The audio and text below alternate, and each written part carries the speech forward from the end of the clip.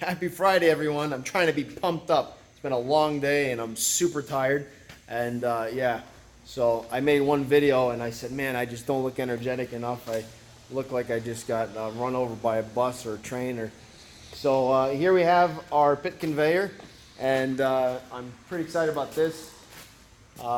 It has a different style belt. Instead of having a chain all the way up, it's chain, but then there's rubber on top. So in between the cleats, normally you would have a chain overlap like all the way up, but wire gets stuck in that.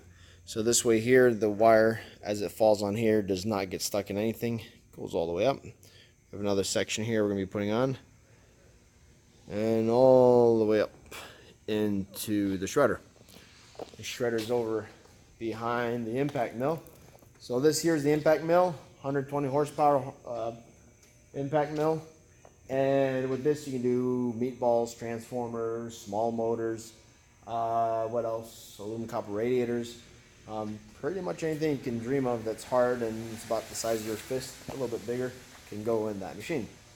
And here is the shredder. Gearbox mounts right here. And check this out. That's a spline. It's as big as my hand. And the gearbox is right on that pallet.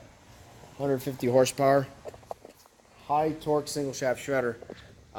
And we use higher torque single shaft shredders now for certain applications. You get the benefit of a dual shaft shredder, as in it has a lot of torque. You get the benefit of a single shaft shredder because it's a lot easier to change the blades. You can do that yourself. And then here we have a turbo mill. It is the it's one of two in the United States. The other one is at our shop.